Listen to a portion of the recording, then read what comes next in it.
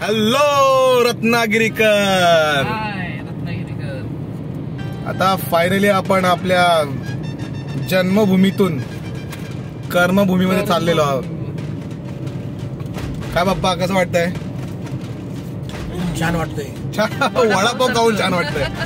बापरे, बऱ्याच दिवसांनी वडापाव खातोय हा. तो पण रत्नागिरीचा फेमस वडापाव. शिवाज्ञा हाय. रत्नागिरीला तो आता कुठे चालला शिवाज्ञा? कुठे चाललाय रत्नागिरी? आता तू समुद्रावरती चालला ना? समुद्रावरती चालला. तर आता बऱ्याच वर्षांपासूनच आमचं कुटुंब म्हणून असा विचार चालला होता, ती ऍक्टिव्हिटी करायची होती. एवढे वर्ष इथले जे सागरपुत्र आहेत जी गोष्ट करतात आजच्या दिवशी. आज आहे नारळी पौर्णिमा. तर आजच्या दिवशी जी गोष्ट करतात सागरपुत्र सगळे, ते आज आम्ही जन्माने सागरपुत्र असलेले लोक करणार आहोत. तर थोड्या वेळात तुम्ही बघायला जाता मी आता काय काय करणार आहे. हे आता आम्ही आलेलो आहोत भाटे इथलं. रत्नागिरीमध्ये एक भाटे नावाचं गाव आहे. समुद्रकिनारी छानसं गाव आहे. तिथे एक झरी विनायक मंदिर आहे. गणपतीचंच एक मंदिर आहे. पुरातन मंदिर आहे. खूप छान असं मंदिर आहे. अगदी समुद्राला लागलेलं सुंदर असं हे मंदिर आहे. इथे आल्यावरती मी रत्नागिरी जेव्हा येतो तेव्हा मी इथे येतो. शिवाज्ञा कुठे आला तू? मंदिरात, गणपती बाप्पाच्या मंदिरात ना?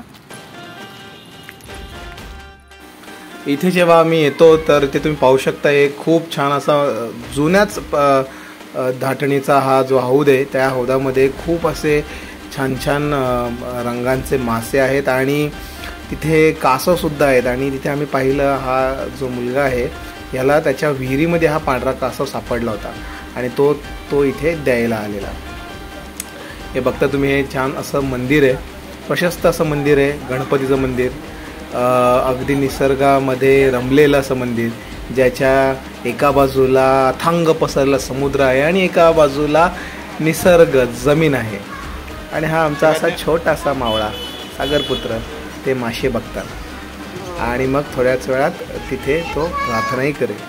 माझे आई वडील दरवर्षी नाही म्हणता येणार, तर रोज इथे येतात, डोकं टेकतात, नमस्कार करतात. आणि मग आमचा म्हणजे रत्नागिरीत आलेलीची ट्रिप कधीही अशी इनकम्प्लीट जात नाही. बोल बाप्पा.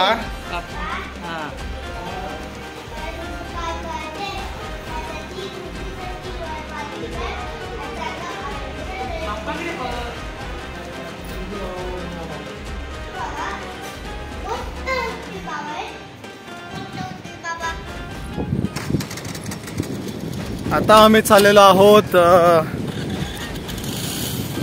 आमच्या जवळ असलेला आमचा साथीदार, एवढ्या वर्षांचा समुद्र, अरबी समुद्र, याला आम्ही आता नारळ द्यायला चाललेलो आहोत.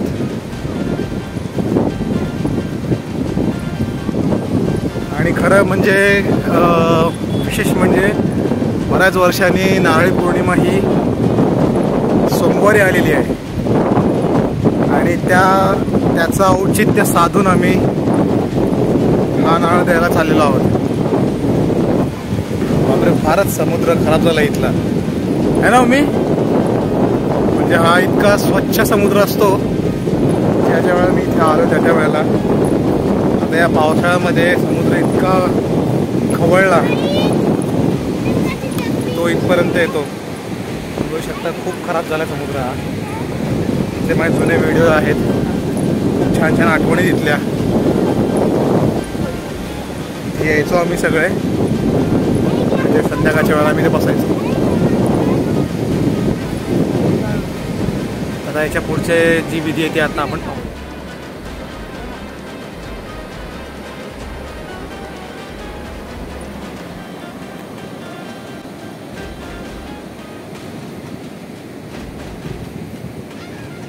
शिवाजी नीट उभा राहा.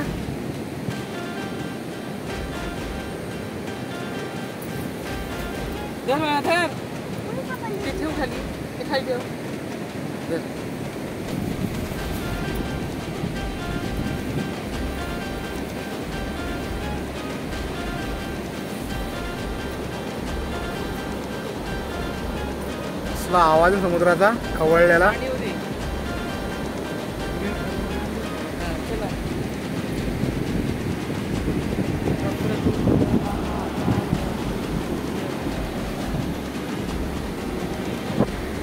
देव सर्वकारेषु सर्वदा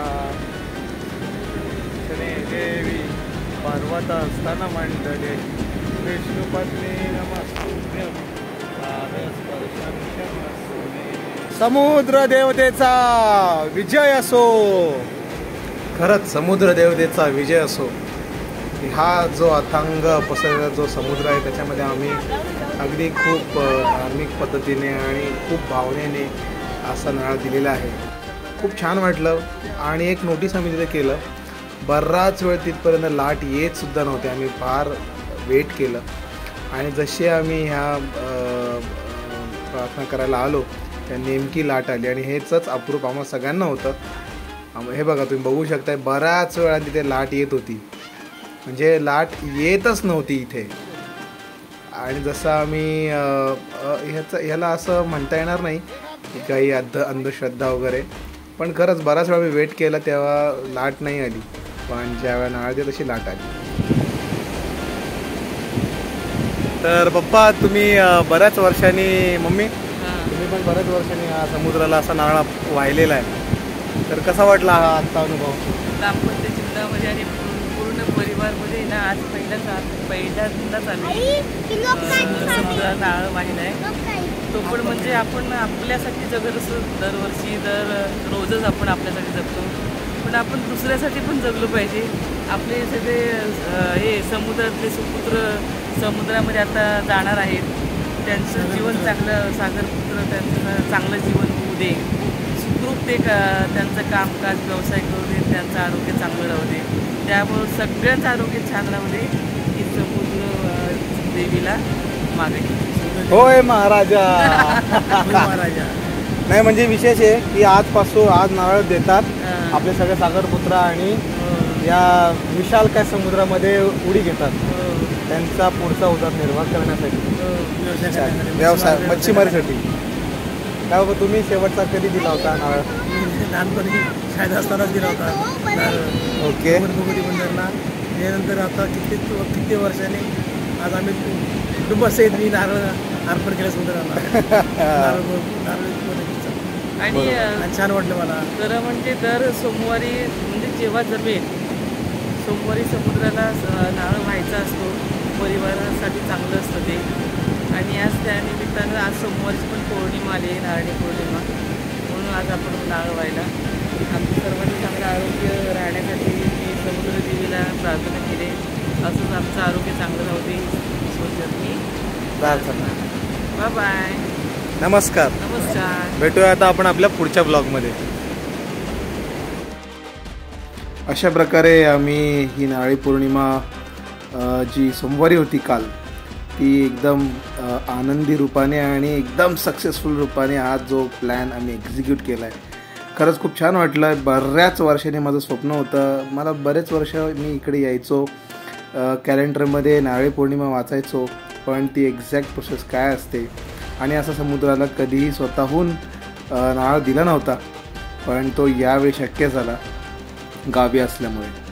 खरंच निसर्ग आपल्याला नेहमीच सगळं काही देत असतो, तर आपलंही थोडंसं कृतज्ञता व्यक्त करावी म्हणून ही नारळी पौर्णिमा. अशा प्रकारे हा आता आपला व्लॉग संपायला आलेला आहे. जर का हा माझा कोकणातला व्लॉग तुम्हाला आवडला असेल तर नक्कीच माझ्या या व्हिडिओला लाईक आणि शेअर करा आणि तुमच्या छान छान कमेंट्स या व्हिडिओच्या खाली नक्कीच टाका. शेवटी माझं एकच वाक्य, कराल कष्ट तरच व्हाल श्रेष्ठ. नमस्कार. जय महाराष्ट्र. जय श्रीराम.